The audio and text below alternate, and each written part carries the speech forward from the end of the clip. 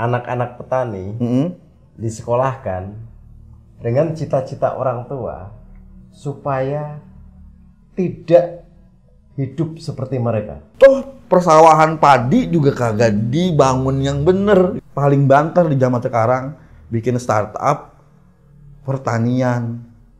Yang garap sawahnya siapa? Yang garapnya siapa? Ketika orang-orang sono, orang-orang negara lain dengan segala macam teknologi, dengan segala macam kemajuan ilmu pengetahuan, mereka tetap mau jadi petani, kenapa kita enggak?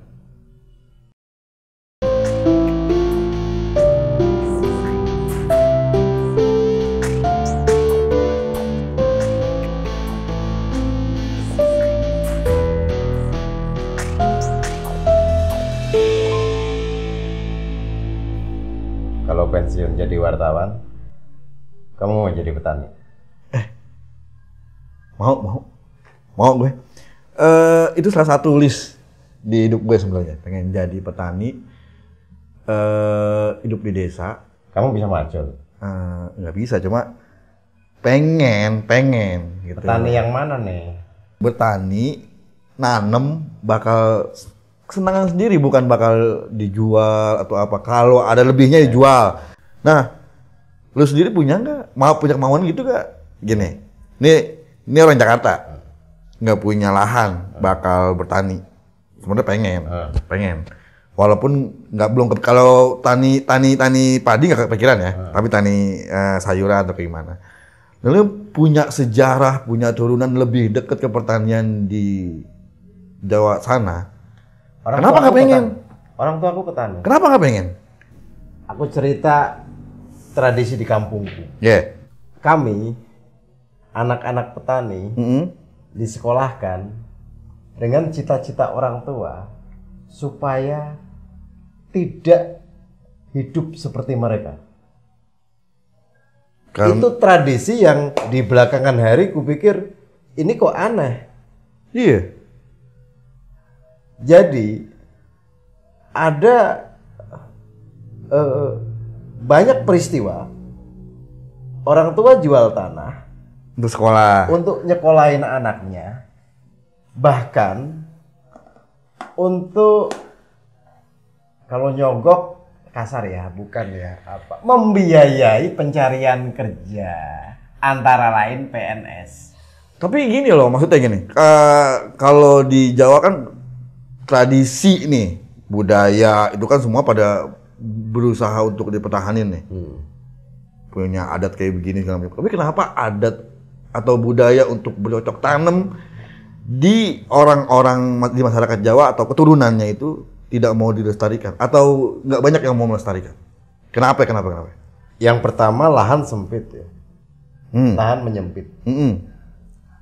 Tidak sedikit orang tua yang lebih rela menjual sawah tadi untuk menyekolahkan anak demi hidup tidak seperti mereka kelak. Ya kan? Yang kedua, sejak kecil banyak orang anak-anak sepertiku yang nggak bawa lumpur. Nggak diajak ke sawah sama orang tua? Memang tidak diajari. Kalau diajak ke sawah, mainan di sawah itu ya mainan kami.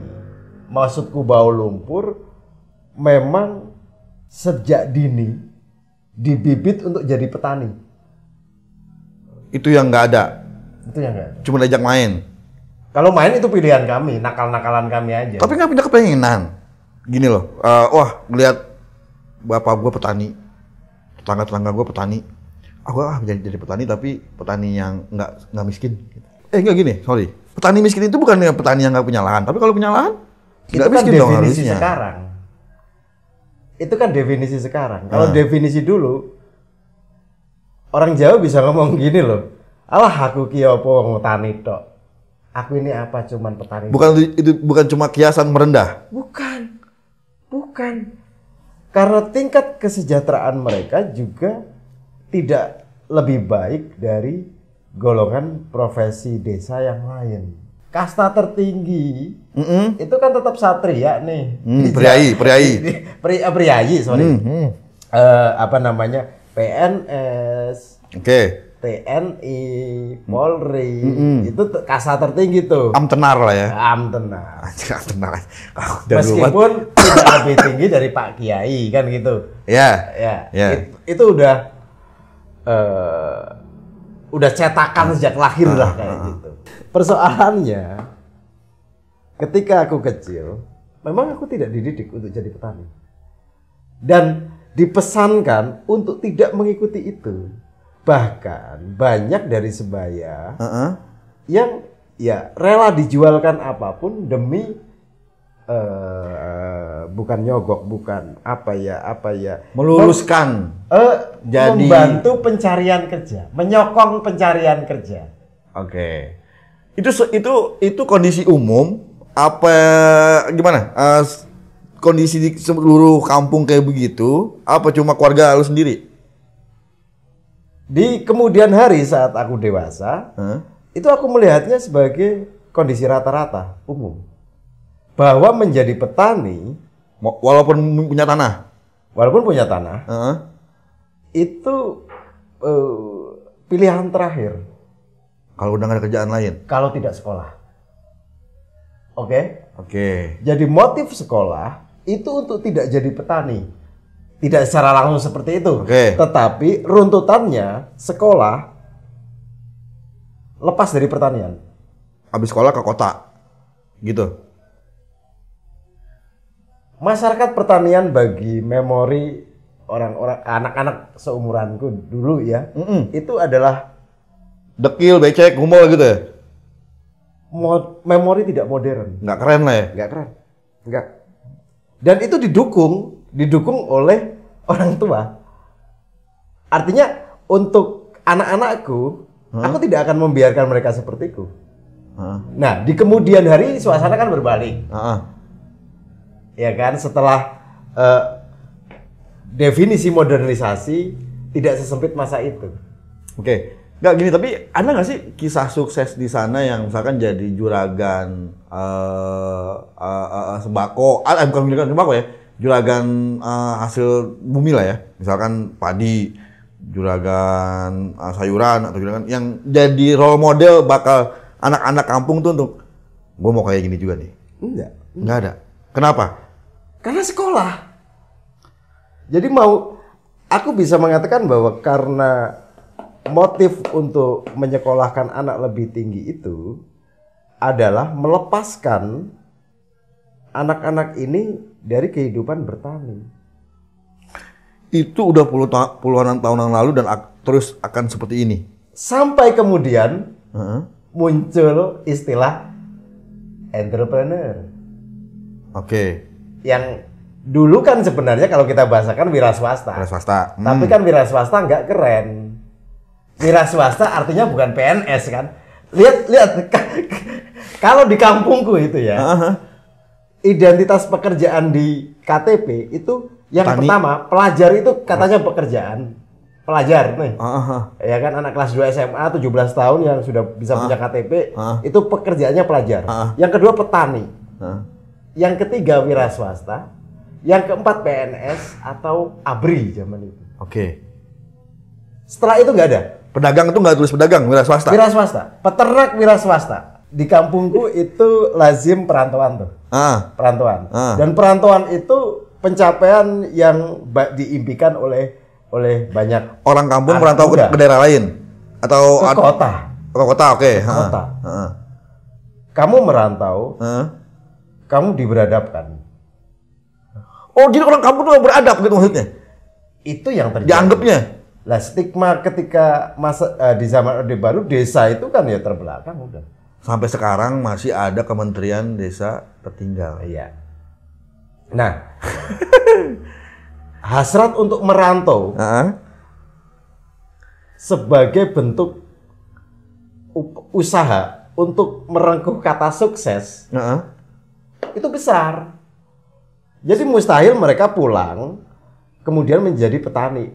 Mereka merantau, mereka kaya, mereka beli itu sawah yang garap bapaknya. Atau pemuda-pemuda yang nggak kerja, yang tidak merantau, bukan nggak kerja. Ya maksudnya ada di kampung, tetap ada di kampung. Iya. Itu karena mereka nggak berpendidikan, jadi ya harus mau nggak mau jadi bekerja lagi pertanian gitu. Nggak sekolah. Nggak sekolah maksudnya. Kalau berpendidikan lah. Iya. Pendidikan, ya apapun jadi pendidikan. Dalam pengamatan sederhanaku, pengurangan jumlah petani di kita itu juga atas kontribusi gerakan sekolah itu. Gini. Enggak gini, dulu zaman Orde Baru ada wajib belajar 9 tahun. Iya. Itu salah satu... Sebelumnya kan wajib belajar sampai SD aja itu kan. Oke. Itu salah satu kontributor berkurangnya petani malah, jadi gitu? Iya. Jadi karena ada strata sosial yang harus dikejar, sementara petani tidak masuk dalam piramida tertinggi. Bukan puncak petani itu. Petani itu bukan penghuni strata sosial tertinggi.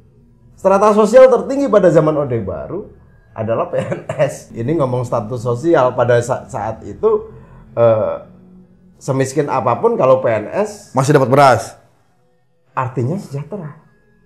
Nggak bakalan kelaparan gitu. Iya. Nggak gini loh, kan kalau bertani punya hasil, misalkan punya lahan sendiri nih, punya hasil, akhirnya taruh di lumbung dia bisa buat makan sendiri, nggak kelaparan juga, ada sisanya bisa dijual. Nggak dari mana kata nggak suksesnya? Gini, yang ku ingat di zaman itu sukses bukan berarti masalah kaya. Oke. Sukses juga menjejaki status sosial tertentu. Oke. Gengsi jadi sebenarnya intinya gengsi. Intinya gengsi. Nah, itu persoalannya. Akibatnya, untuk meraih dua-duanya, kamu nggak bisa dengan jalan petani. Status sosial dapat, kaya dapat. Kamu nggak bisa.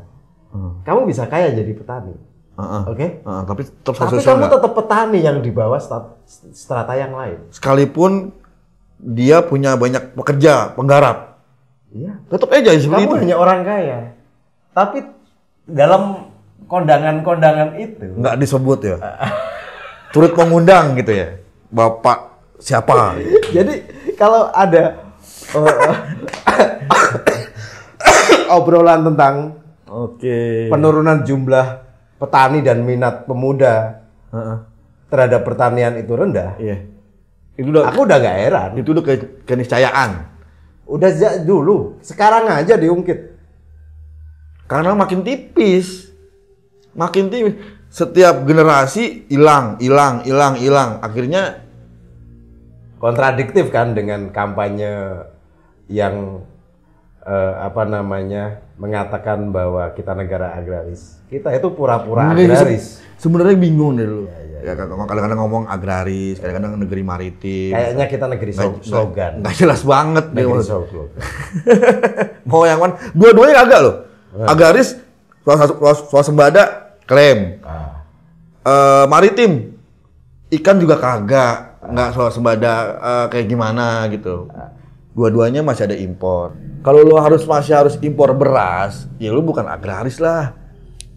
Mungkin agraris itu, nih ya. Bukan soal beras doang. Oke. Mungkin juga jagung. Atau pete. Atau jengkol. Siapa tahu kan? Tapi kita udah kadung diseragamin untuk makan nasi dari dulu. 4 sehat 5 sempurna. 4 sehat 5 sempurna. Jadi kalau kagak ada beras, mau nggak mau harus impor. Karena semua udah makan nasi. Sampai di Papua yang tadinya makan sagu, orang Madura yang makan jagung, semua sekarang harus makan nasi. Kalau nggak makan nasi, dibilang sudra. Makannya tiwul, makannya padahal kan sama. Itu betul. Jadi ada kalangan orang tua yang bertutur tentang kemiskinan itu dilambangkan dengan tiwul, dengan gaplek.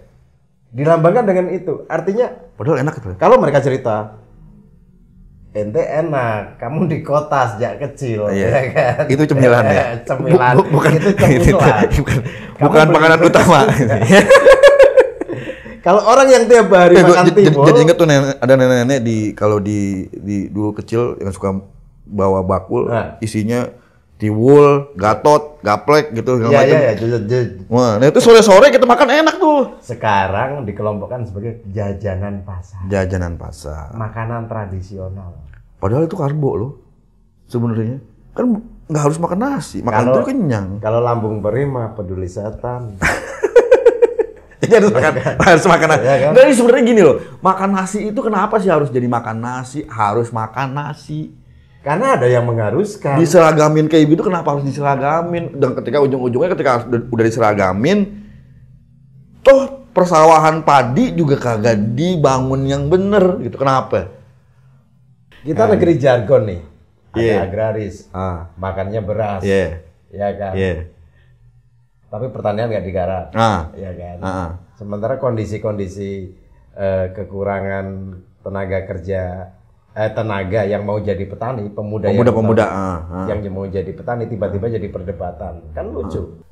Itu udah jadi concern sebenarnya. Tadi apa gimana ya? Pernah dulu yang di IPB dibuka, Soekarno bilang pertumbuhan penduduk harus dipicu dengan diiringi dengan keinginan orang untuk menjadi petani. Makanya dibukalah IPB. Berapa persen yang mau berlumpur coba?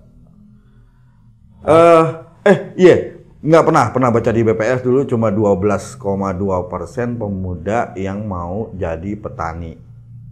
Dari jumlah pemuda itu kalau nggak salah ya BPS itu 24% penduduk Indonesia itu pemuda. Ini sekitar 60 jutaan ya. 60 juta. Nah, 12,2% dari 60 juta itu mau jadi petani, mau atau mungkin terpaksa nggak tahu ya. Pokoknya terlibat ya petani di industri pertanian. Dan itu pun belum tentu berlumpur. Bisa jadi karena ya kan? Mungkin industri pertanian kan luas, ya. Bisa jadi dia pengolahannya, perdagangan hasil bumi atau gimana itu mungkin jadi dimasukin ke situ. Nah, yang mirisnya lagi dari situ dari 12,5 turun lagi cuma 9,5 yang mau terjun di padi. Makin kecil lagi kan, makin dikit kan. Ada lagi data yang bilang cuma 0,8 dari 12,5 yang sarjana pertanian akhirnya terjun ke dunia pertanian. Lama-lama makin sebenarnya buat apa kita bikin ada institut pertanian, kita bikin game. Toh ujung-ujungnya orang pada nggak jadi petani, terus nggak di-endorse sama pemerintah untuk, ayo jadi petani, cuman ngomong doang, ayo jadi petani adalah berjasa bagi negara dan bangsa karena memberi makan hidup orang banyak. Tapi iklimnya, situasinya nggak dibikin orang pengen tertarik jadi petani. Paling banter di zaman sekarang bikin startup pertanian. Yang garap sawahnya siapa? Yang garapnya siapa? Itu jadi tanyaan. Semuanya 4.0, semuanya serba 4.0. Terus dan itu diklaim udah masuk ke dunia pertanian. Yang garapnya siapa? Kalau cuman lu pengen dagang, bikin marketplace, bikin aplikasi yang memudahkan pertanian, hasil pertanian dibeli sama orang lain. Nah itu kan pasar. Ini belum soal berapa sih jumlah petani yang benar-benar memiliki lahan sendiri. Tuh. Karena jangan-jangan angka jumlah petani itu lebih besar buruhnya. Bisa jadi. Yang punya tanah orang kota. Bisa jadi. Ini adalah penerus dari tradisi yang aku ceritakan tadi. Jangan gitu, gue juga dulu pernah punya kayak gitu. Nah ente kan ceritanya tadi gitu. Gini, pengen punya sawah, tapi yang garap bukan orang lain. Gitu. Ya kan? Tapi gini loh, tapi setidaknya kan gue membuka lapangan usaha nih, ya kan?